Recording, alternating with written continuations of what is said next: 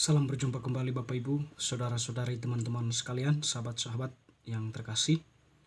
Pada kesempatan ini saya mengajak kita kembali lagi untuk mempersiapkan sedikit waktu kita mendengarkan kembali sabda Tuhan yang kita ambil dari Penginjil Markus bab 12 ayat 18 sampai 27. Pertanyaan orang Saduki tentang kebangkitan. Datanglah kepada Yesus beberapa orang Saduki yang berpendapat bahwa tidak ada kebangkitan. Mereka bertanya kepadanya, "Guru, Musa menuliskan perintah ini untuk kita.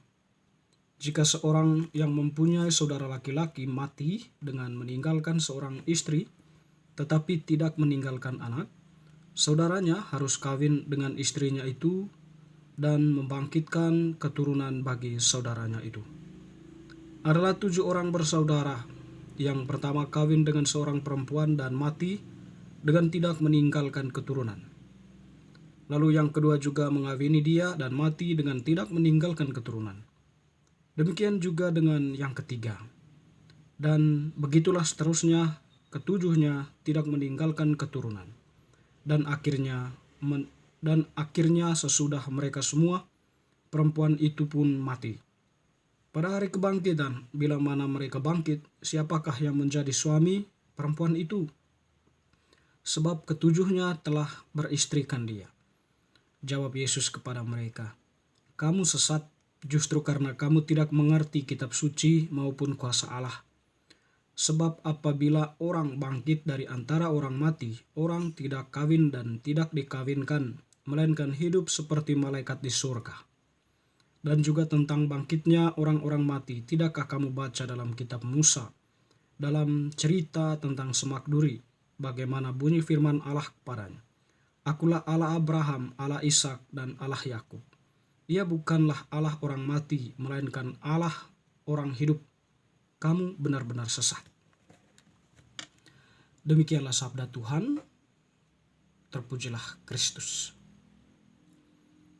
Teman-teman, saudara-saudari yang terkasih, Penginjil Markus yang kita dengarkan tadi mengisahkan kepada kita berkaitan dengan orang Saduki yang berhadapan dengan Yesus, menyampaikan sebuah kisah yang dari kisah itu mereka menarik ke suatu fenomen tentang hidup setelah kematian ini Justru dari pikiran mereka, atau itu merupakan sebuah statement subjektif mereka.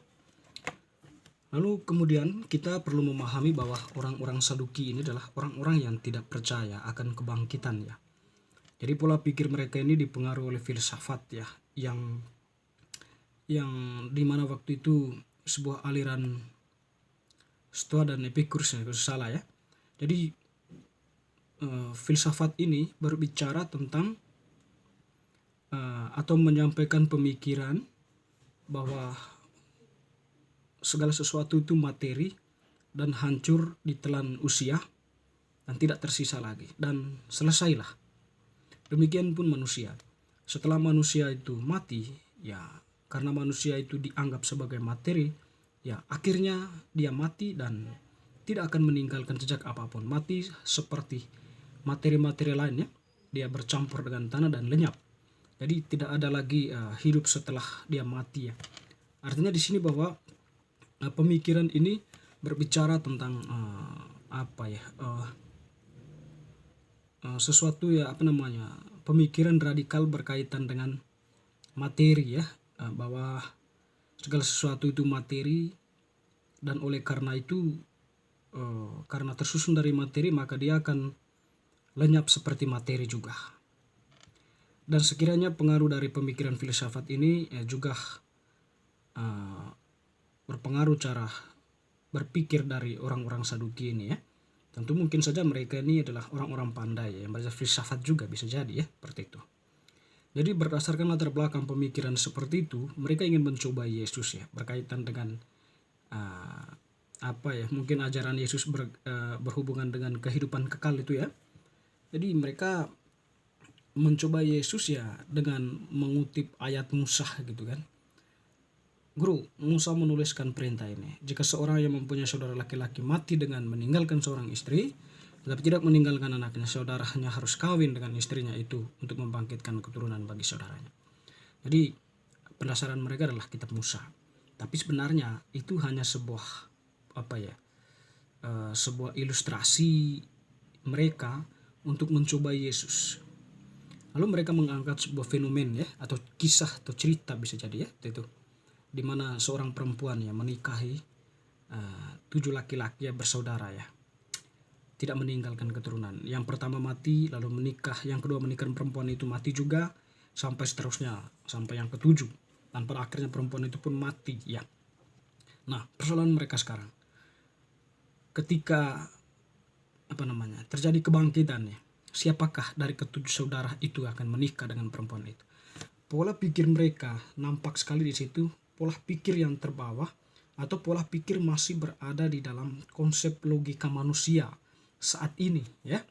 Jadi mereka masih berpikir tentang di sini, tentang dunia ini, tentang materi ya. Jadi mereka memikirkan fenomen yang ada di sana, hidup yang kekal di sana, di seberang sana, masih seperti yang ada di bumi ini ya, dengan berbagai bentuk aturannya, mempunyai acuan-acuannya, mempunyai mempunyai berbagai bentuk kebijakan, nilai-nilai dan sebagainya ya. Sehingga pola pikir ini terbawa sampai kepada sampai kepada sebuah pembicaraan tentang hidup yang kekal itu sama seperti di bumi ini.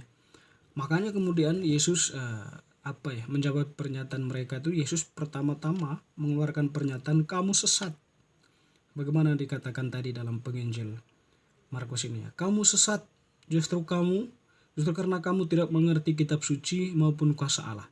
Nah, di sini orang tadi itu berbicara secara logika ya, itu pengaruh filsafat. Mereka bicara sesuatu itu berdasarkan logika filsafat mereka ya, atau logika pemikiran yang mereka pelajari ya. Di sini bukan berarti bahwa kita menjelek-jelekan filsafat ya. Tetapi di sini sebenarnya ketika berhadapan dengan Yesus, dengan dikedepankan bukan logika manusia tapi logika iman ya. Berbicara tentang hidup yang kekal itu tidak bisa didefinisikan oleh pemikiran manusia ya. Tidak bisa dipikirkan oleh manusia yang terbatas, pikiran manusia yang terbatas. Sehingga Yesus mengatakan, kamu sesat ya, karena kamu itu tidak mengerti kitab suci dan kuasa Allah ya. Dari situ ada pendasarannya. Tidak mengerti kitab suci. Mungkin tadi mereka, meskipun mereka mendasari pernyataan mereka dengan kitab Musa ini, tapi mereka tidak mengerti sepenuhnya. Mereka hanya mengutip sebagian kitab Musa itu ya.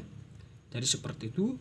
Lalu tidak ditafsirkan secara mendalam tapi secara literer ya. Sehingga mereka menyampaikan itu ya berdasarkan logika mereka tadi itu, logika materialistis itu ya.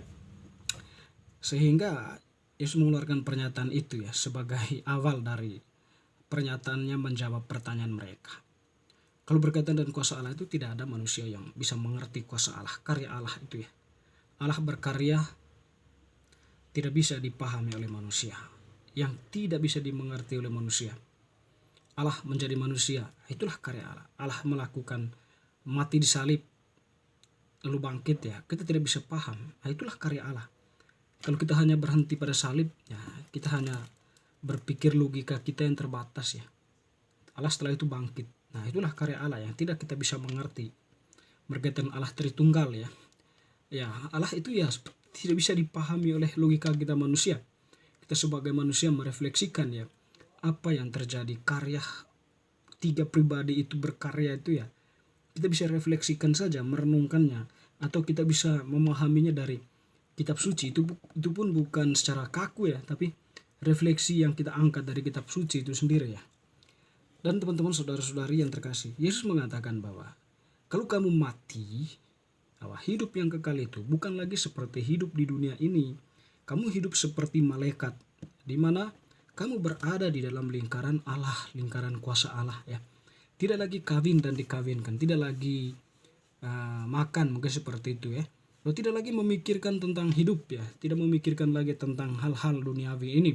Tapi ya kita berpikir atau kita berada dalam lingkaran Allah, di mana kita hidup bersama Allah di sana.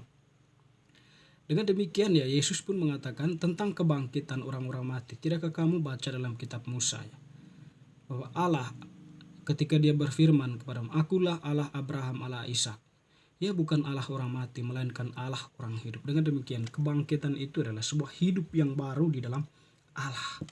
Ya, bukan sebuah kematian itu bukan akhir, tetapi kita akan masuk dalam sebuah situasi hidup yang baru, yaitu hidup di dalam Allah. Dan itu tentu tidak terlepas dari bagaimana cara hidup kita di dunia ini.